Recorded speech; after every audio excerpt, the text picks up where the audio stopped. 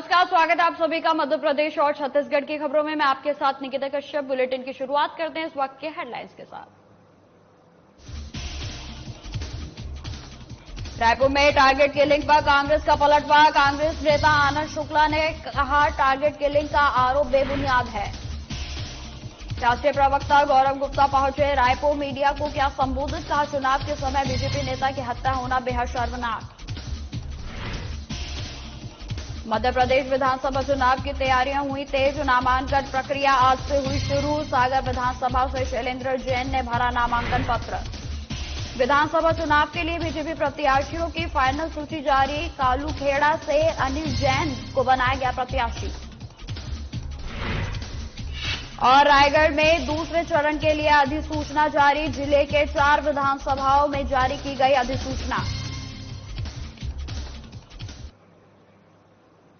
Bulletin की शुरुआत करते हैं। पूरे प्रदेश में एक बार फिर से टारगेट किलिंग को लेकर राजनीतिक गरमाई हुई है। आपको बता दें कि कल देर रात और जिस तरीके से मोहल्ला नमानपुर में एक बीजेपी कार्यकर्ता की गोली मारकर हत्या किए जाने के मामले को लेकर बीजेपी के कई बड़े दिग्गज नेताओं ने कांग्रेस पर गंभीर आरोप लगाए हैं। आपको बताते चले कि कांग्रेस अब एक बार फिर से टारगेटिंग करने पर उतर आई है। आपको बताते चले कि बीजेपी के कार्यकर्ताओं को अपना शिकार बना रही है, ऐसा बीजेपी के द्वारा कहा जा रहा है। वहीं पूरे मामले को लेकर कांग्रेस संचार प्रमुख सुशील आनंद शुक्ला ने कहा कि बीजेपी कार्यकर्ता की हुई हत्या का मामला बेहद ही निंदनीय है, लेकिन इस टारगेट किलिंग का आरोप कांग्रेस पर लगाना बेबुनियाद है। पूरा मामला निर्वाचन आयोग के द्वारा देखा जा रहा है और बीजेपी को हत्या के मामले में पूरी जानकारी निर्वाचन आयोग से लेनी चाहिए, न कि कांग्रेस से। बीजेपी कार्यकर्ता की हत्या नक्सलियों के द्वारा की गई है, न कि कांग्रेस के द्वारा।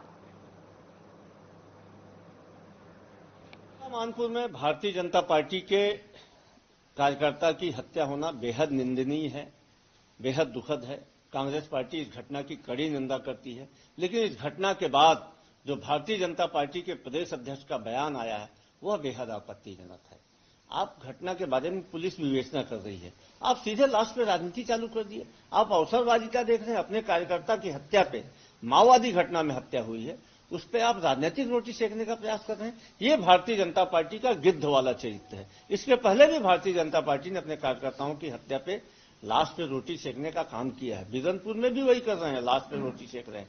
भारतीय जनता पार्टी छत्तीसगढ़ में मुद्दों के दिवालियेपन से जुड़ रही है, तो लाशों पर राजनीति कर रही है। ये बेहद आपत्तिजनक है। इसके पहले भी भारतीय जनता पार्टी का इस प्रकार का चरित्र सामने आया है। इस प्रदेश में तो टारगेट किलिंग 2013 में हुई थी, जब पूछ पूछ के हत्या की गई थी। कौन है नंद कुमार पटेल, कौन है दिनेश पटेल, कौन है महेंद्र कर्मा। हमारे भी 15 साल में 178 से अधिक कार्यकर्ताओं की नक्सलवादी घटनाओं में। राष्ट्रीय प्रवक्ता गौरव गुप्ता रायपुर पहुंचे और जहां आपको बताते चले कि मीडिया को संबोधित करते हुए उन्होंने कहा कि चुनाव के समय बीजेपी कार्यकर्ता की हत्या होना बेहद ही शर्मनाक है। बीजेपी नेता बिरजू की हत्या से सभी को आहत पहुंचा है। उन्होंने यह भी बताया कि आज भी सुबह बीजेपी के नेता की गोली मारकर हत्या हुई और भूपेश सरकार में कानून व्यवस्था ध्वस्त है, जहां सिर्फ परिवारवाद को बढ़ावा दिया जा रहा है। हत्या हो जाए या फिर सरकार देखती रहे, ये छत्तीसगढ़ में चिंताजनक है। इंसान की जान की अहमियत हो, इसकी जिम्मेदारी सरकार की है, लेकिन भूपेश सरकार अपने में मस्त है। कार्यकर्ता थे, उनकी हत्या कर दी गई है, तो उनको सच्ची श्रद्धांजलि यही होगी कि भारतीय जनता पार्टी ये लड़ाई लड़ेगी, आखिरी सांस तक लड़ेगी और ये सुनिश्चित करेगी कि हमारे भाई के परिवार को न्याय भी मिले, त्वरित भी मिले। और ये जो कपटी सरकार है भूपेश बघेल की, कानून व्यवस्था ध्वस्त है, भूपेश बघेल मस्त है, तो मस्त नहीं रहने देंगे। इस प्रेस वार्ता की गूंज उन कानों तक पहुंचेगी जो लूट खसोट, भ्रष्टाचार, परिवारवाद को बढ़ावा दे रहे हैं और भूल गए हैं राजनीति में प्रतिद्वंदी होते हैं, शत्रु नहीं होते। आप हमसे सहमत ना हो, हमारा विरोध करें, हम आपका विरोध करें, ये तो ठीक है, लेकिन हत्या हो जाए और सरकार देखती रहे और मुख्यमंत्री के मुंह से एक शब्द ना फूटे, तो ये चिंता। मध्य प्रदेश विधानसभा चुनाव के नामांकन की प्रक्रिया आज से शुरू हो गई है। वहीं आपको बताते चले कि नामांकन की प्रक्रिया के पहले दिन ही सागर विधानसभा से बीजेपी के प्रत्याशी शैलेंद्र जैन ने अपना नामांकन पत्र दाखिल किया है और इस दौरान बड़ी संख्या में बीजेपी के कार्यकर्ता और शहर की जनता भी शामिल रही। नामांकन करने के लिए आज बीजेपी प्रत्याशी के द्वारा शहर में एक विशाल रैली भी निकाली गई, जो कि 3 बत्ती से शुरू होकर परकोटा गोपालगंज के मुख्य मार्गों से गुजरी और साथ ही उस दौरान शहर की आवाम ने पुष्प वर्षा का बीजेपी प्रत्याशी का भव्य स्वागत भी किया और वहीं बीजेपी कार्यकर्ताओं के द्वारा प्रत्याशी के पक्ष में नारेबाजी भी की गई। इस दौरान बीजेपी प्रत्याशी शैलेंद्र जैन ने अपना नामांकन पर्चा दाखिल किया और कहा कि जीत का अंतराल हम तय नहीं करेंगे, बल्कि सागर विधानसभा की जनता तय करेगी। साथ ही उन्होंने यह भी कहा कि मंत्री बनने की इच्छा हर किसी विधायक के मन में होती है।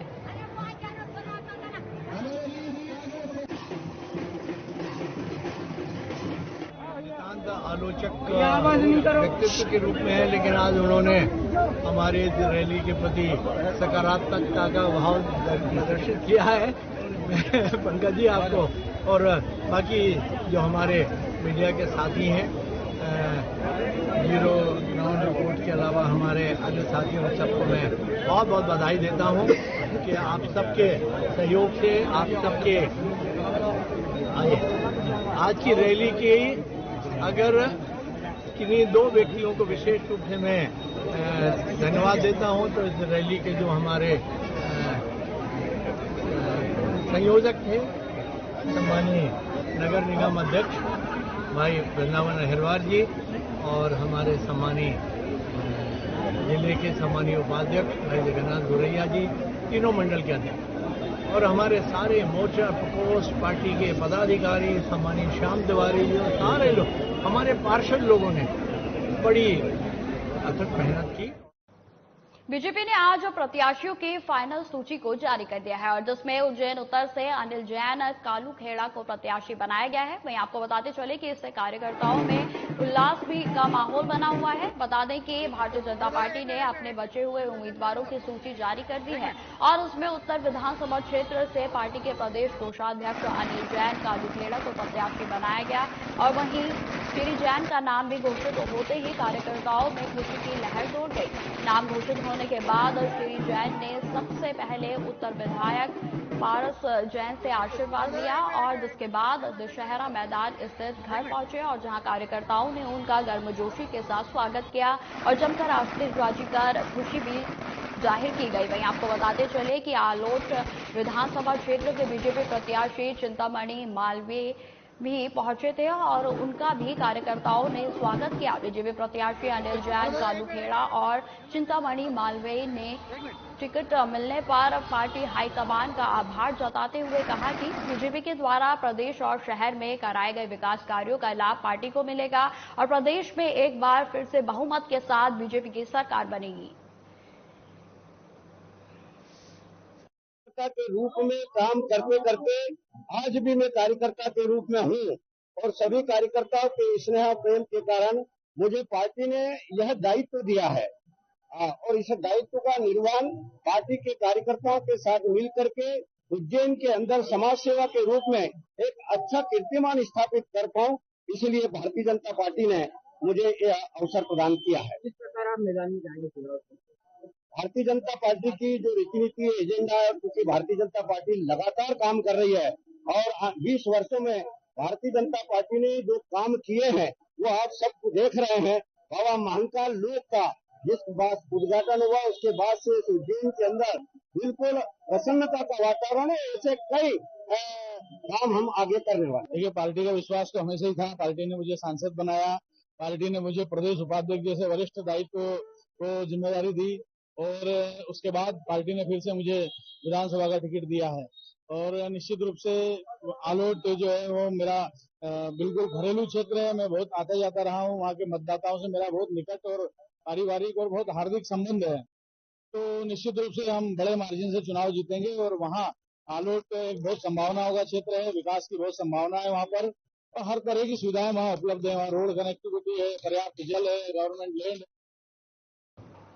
जिले की सेंधवा विधानसभा से पूर्व कांग्रेसी ग्यारसी लाल रावत को भारतीय जनता पार्टी ने पुनः उम्मीदवार बनाया है और इस बार कांग्रेस पार्टी ने वर्तमान कांग्रेस के विधायक ग्यारसी लाल रावत के स्थान पर जस जिला अध्यक्ष मोंटू सोलंकी को कांग्रेस से मैदान में उतारा है। वहीं आपको बताते चले कि मोंटू सोलंकी और अंतर सिंह आर्या के बीच सीधा मुकाबला होगा और जैसे ही पूर्व कैबिनेट मंत्री अंतर सिंह आर्या के नाम की घोषणा हुई ऐसे ही उनके निवास पर पार्टी कार्यकर्ताओं ने पहुंचकर जमकर जश्न मनाया।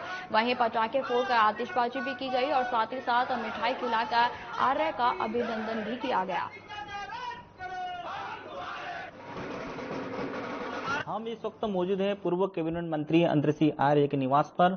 उनको 8वीं बार प्रत्याशी घोषित करा है सेंधवा विधानसभा के लिए। आइए हम जानते हैं कि इस बार क्या रणनीति रहेगी। दादा, आपको 8वीं बार भाजपा से उम्मीदवार घोषित करा है। सबसे पहले तो मैं केंद्र के जो हमारे जो शीर्ष नेतृत्व है, मध्य प्रदेश भारतीय जनता पार्टी का जो नेतृत्व है, इनको धन्यवाद देता हूं। धन्यवाद के साथ में पार्टी का आभार व्यक्त करता हूं कि मुझे 8वीं बार मतलब मौका दिया। इस बार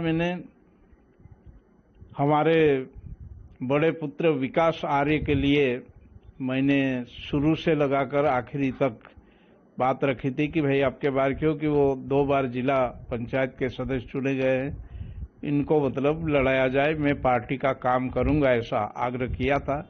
किंतु फिर आखिरी में प्रदेश नेतृत्व और राष्ट्रीय नेतृत्व ने मुझे बोला कि भाई कि आपको चुनाव लड़ना है। मध्य प्रदेश में सभी वरिष्ठ लोगों को हमने चुनाव लड़ाया है, आपको लड़ना है। मैंने पार्टी के मतलब आदेश का पालन करते हुए इस क्षेत्र का भारतीय जनता पार्टी का मैं प्रतिनिधि के रूप में आज यहाँ पर मौजूद हूँ और जो भारतीय जनता पार्टी ने जो मुझ पे भरोसा जताया है उस पर मैं खरा उतरूंगा। क्षेत्र के विकास का जहाँ तक मामला है, मेरा एक अधूरा जो काम है, संकल्प मेरा जो है, नर्मदा का पानी लिफ्ट करके इस सेंधवा विधानसभा क्षेत्र के अंदर लाना है और प्रत्येक किसान के खेत में सिंचाई करना है और उसका पानी पेयजल के रूप में भी इसका उपयोग लेना है। ये मेरा पहला प्रयास और पहला काम होगा। बाकी अन्य ग्रामीण क्षेत्रों में कुछ जो मेरे कार्यकाल में कुछ जो मेरा अधूरे जो काम है उसको हम पूरा करेंगे। ये थे मेरे साथ पूर्व कैबिनेट मंत्री अंतर सिंह आर्य, जिन्होंने कहा है कि जो मेरे पुराने जो वादे हैं, इस बार मुझे भरोसा मिला है, भाजपा ने भरोसा दिलाया है, तो मैं इस बार निश्चित तौर पर उसको पूरा करूंगा। अरविंद कुशवाहा, साधना न्यूज, सेंधवा। कांकेर जिले में पहले चरण में चुनाव को लेकर कांकेर, भानुप्रतापपुर और अंतागढ़ तीनों विधानसभा के लिए नामांकन का अंतिम दिन है और जिसमें अंतागढ़ विधानसभा के लिए दिग्गज नेताओं ने नामांकन जमा कर दिया है और चुनावी माहौल को रोमांचक कर दिया है। आपको बताते चले कि अंतिम दिन अंतागढ़ के कांग्रेस विधायक अनूप नाग टिकट कटने से नाराज होकर निर्दलीय प्रत्याशी के तौर पर नामांकन दाखिल उनके द्वारा किया गया। वहीं अपनी बगावत को सही ठहराते हुए उन्होंने कहा कि क्षेत्र में कार्य करने और सेवा करने वाले को टिकट न देकर मुझे और विधानसभा की जनता को आहत किया गया है। अब मैं पीछे नहीं हटूंगा। अंतागढ़ विधानसभा से कांग्रेस के 2 बार विधायक रहे मंतूराम पवार ने भी नामांकन दाखिल किया और अपनी जीत के प्रति आश्वस्त नजर आए। उनका कहना है कि कांग्रेस के प्रत्याशी बनकर मैंने कई चुनाव लड़े और जीता भी और हारा भी, मुझे बहुत अनुभव है। और कहा कि मौजूदा विधायक का टिकट काटकर कांग्रेस ने कैसे उपेक्षित किया है, यह सभी देख रहे हैं। देखिए, आज हमारे कांकेर जिले के हमारे तीनों विधानसभा के तीनों प्रत्याशियों का एक साथ संयुक्त रूप से आज नामांकन दाखिला हुआ और इस प्रकार से हमारे यहाँ पर ऐतिहासिक भीड़ हमारे कार्यकर्ताओं और जनता के द्वारा आकर के रैली के रूप में आकर के हम नामांकन दाखिला किया है। तो निश्चित रूप से आज मैं कह सकता हूं कि पूरे हमारे कांकेर जिले के तीनों विधानसभा अंतागढ़, भानुप्रतापपुर और कांकेर विधानसभा से यहां की जनता तीनों प्रत्याशियों को विजयश्री का आशीर्वाद देगी। हम कांकेर विधानसभा तीनों सीट जीत करके छत्तीसगढ़ में भी भारतीय जनता पार्टी की सरकार 2/3 बहुमत के साथ बनने वाली है। जनता में जबरदस्त उत्साह देखने को मिल रहा है। ये सरकार, भूपेश सरकार की आखिरी समय चल रहा है, उल्टी गिनती पूरी शुरू हो चुकी है, सरकार जाने वाली है और जनता का जबरदस्त जो रिस्पांस मिल रहा है, भारतीय जनता पार्टी सरकार यहाँ प्रदेश में बनने वाली है। आपके विधानसभा से एक कांग्रेस के जो सिटिंग विधायक थे वो बागी हो गए, आपको कितना फायदा मिलेगा? देखिए, इस मामले में तो मैं कह नहीं सकता। कांग्रेस की आपसी गुटबाजी और उसके चलते इस प्रकार की स्थिति बनी हुई है और उसके देखिए अब रामगढ़ जिले के 4 विधानसभा क्षेत्र रायगढ़, लेलूंगा, धमजयगढ़ और खरसिया विधानसभा चुनाव के लिए निर्वाचन अधिकारियों के द्वारा अधिसूचना जारी कर दी गई है और इसके साथ ही आपको बताते चले कि नामांकन प्रक्रिया भी शुरू हो गई है। आज शुरुआती दिन 2 प्रत्याशियों ने नामांकन फॉर्म भरा है। वहीं आपको बता दें कि जिला कार्यालय के 4 कक्षों में विधानसभा क्षेत्र के लिए कार्यालय बनाए गए हैं। सुरक्षा के लिए सीसीटीवी कैमरे के साथ ही पुलिस बल भी पूरे तरीके से तैनात है और बैरिकेडिंग्स भी लगाए गए हैं।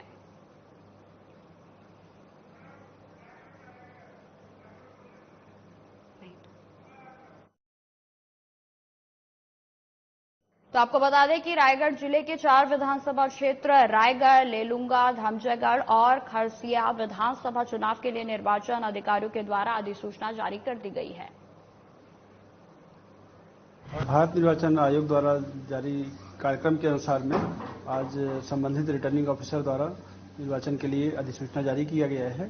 प्रातः 11 बजे इसका सभी रिटर्निंग ऑफिसर के कार्यालय में, एसडीओ कार्यालयों में, जनपद कार्यालयों में, नगरपालिका नगर निगम कार्यालयों में, ग्राम पंचायत के कार्यालयों में सभी जगह इसका प्रकाशन किया गया है। जो नाम निर्देशन का जो समयावधि निर्धारित किया गया है 21 अक्टूबर से 30 अक्टूबर तक है। प्रतिदिन 11 बजे से प्रातः 11 बजे से अपराह्न 3 बजे तक सार्वजनिक अवकाश के दिवस को छोड़ करके, रविवार है, दशहरे का अवकाश है और दूसरा और चौथा शनिवार है, ये सार्वजनिक अवकाश के दिन है। इन अवकाश के दिनों को छोड़कर प्रत्येक दिवस में प्रातः 11 बजे से 3 बजे तक ये नाम निर्देशन पत्र जमा होने का कार्य किया जा सकेगा। 3 बजे का जो समय निर्धारित है रिटर्निंग ऑफिसर के कक्ष में पहुंचने का समय है। तो इसमें सभी को राजनीतिक जो मान्यता प्राप्त राजनीतिक दल हैं उनको भी 2 से 3 बार बैठक लेकर के उनको पूरी जानकारी दी गई है। रायगढ़ में पुलिस स्मृति दिवस के अवसर पर हर साल की तरह पुलिस लाइन रायगढ़ के शहीद स्मारक प्रांगण में कलेक्टर और एसएसपी के समेत आला अधिकारियों के द्वारा और जवानों ने अमर शहीदों को श्रद्धांजलि दी। वहीं आपको बताते चले कि शहीदों के परिजनों के प्रति श्रद्धा भाव व्यक्त किया गया। लद्दाख पर चीनी सेना के घात लगाकर किए गए हमले में सीआरपीएफ के 10 जवान वीर गति को प्राप्त हो गए थे। आपको बताते चले कि इन वीरों के बलिदान को स्मरण करने और उनसे प्रेरणा लेने के उद्देश्य से संपूर्ण देश में हर साल 21 अक्टूबर को पुलिस शहीद दिवस मनाया जाता है और जहां पुलिस संगठनों की परंपराओं के अनुसार रायगढ़ के पुलिस लाइन अर्दना स्थित शहीद स्मारक प्रांगण में शहीद परिवारजनों की गरिमामयी उपस्थिति में शहीद दिवस कार्यक्रम का आयोजन रखा गया और कार्यक्रम में पुलिस लाइन और 6वीं बटालियन के अधिकारी भी उपस्थित रहे।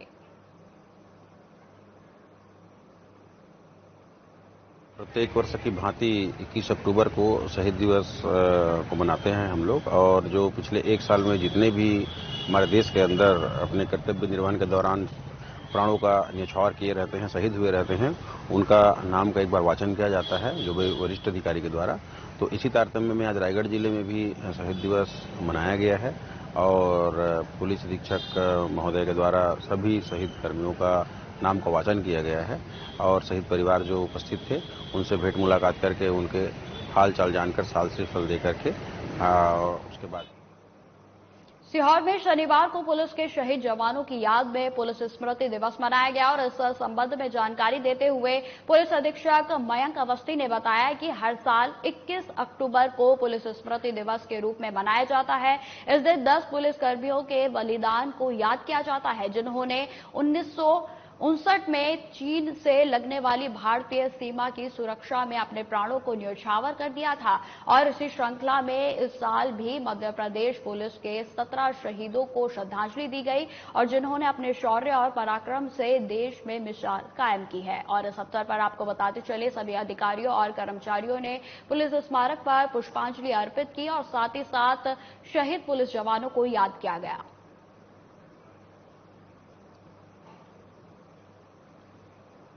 अब खबर सिंगरौली से है, जहां चिंतरंगी से जमीनी विवाद को लेकर दो पक्षों में मारपीट का मामला सामने आया है। आपको बताते चले कि एक व्यक्ति अपनी जमीन पर खेती करने गया और उस दौरान दूसरे ग्रामीण के द्वारा अचानक मारपीट किए जाने लगा और देखते ही देखते मामला इतना बढ़ गया कि मौके पर पहुंची पुलिस ने मामले को शांत कराया।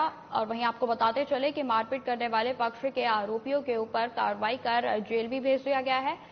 यदि जिम्मेदार अधिकारों के द्वारा उक्त घटना को संज्ञान में नहीं लिया जाता तो आने वाले समय में क्षेत्र में भविष्य में बड़ी घटना हो सकती है और जिसका पुनरावृत्ति ना हो, इसलिए ध्यान आकर्षण भी कराया जा रहा है। फिलहाल पुलिस के द्वारा कार्रवाई जारी है और वहीं भूमि विवाद में जो लोग मौजूद नहीं थे उनका भी नाम जोड़े जाने का मामला प्रकाश में आया है और जांच कर नामों को हटाए जाने के लिए भी गुहार लगाई गई है। माता शरण एवं उसके अन्य जो है परिवार जनों की जमीन जो है ग्राम द्वारी में करीब 120 एकड़ उनकी जमीन है और उनमें और उनके कुटुंबी जन श्याम कार्तिक रामराज वगैरह में जो है पिछले 3 माह से इसी जमीन के स्वामित्व को लेकर के जो है विवाद लगातार चला आ रहा था, जिसके मद्देनजर जो है हमने यहाँ से प्रतिबंधात्मक कार्रवाई भी करी थी। दोनों पक्षों के विरुद्ध प्रतिबंधात्मक कार्रवाई भी की गई थी कि ताकि वो मौके पर शांति बनाए रखें। पिछली 15 जो है अक्टूबर को जब माता शरण एवं उसके लड़के जो है खेत में अपनी निजी आराजी की जमीन में जो है ना वो अपना कृषि कार्य कर रहे थे, तो उस दौरान श्याम कार्तिक के पक्ष के 2 लड़कों ने आके वहां व्यवधान उत्पन्न किया और इसी व्यवधान में जो है दोनों पक्षों में आपस में मारपीट हुई है। तो जो ये स्वाभाविक रूप से जो हमने उन्हें बाउंड ओवर किया था ये उसका उल्लंघन है और उल्लंघन पाए जाने के इस मामले में जो है नायब तहसीलदार मोहरिया के द्वारा उन पर बाउंड डाउन की कार्रवाई करते हुए कांकेर जिले के अंतागढ़ और कोयला बेड़ा थाना क्षेत्र के अंतर्गत ग्राम चिलपरस में नक्सलियों और पुलिस के बीच मुठभेड़ हुई है। आपको बताते चले कि विधानसभा चुनाव को लेकर क्षेत्र में नक्सलियों के द्वारा पर्चे फेंके गए थे और जिसके बाद से पुलिस ने सर्च ऑपरेशन चालू कर दिया और उसी के दौरान चिलपरस में नक्सलियों और पुलिस के बीच मुठभेड़ हो गई।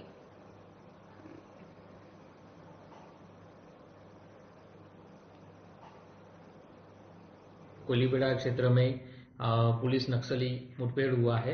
अभी तक की जानकारी में 2 नक्सल डेड बॉडी एवं इंसास राइफल, बर्मा राइफल बरामद हुई है।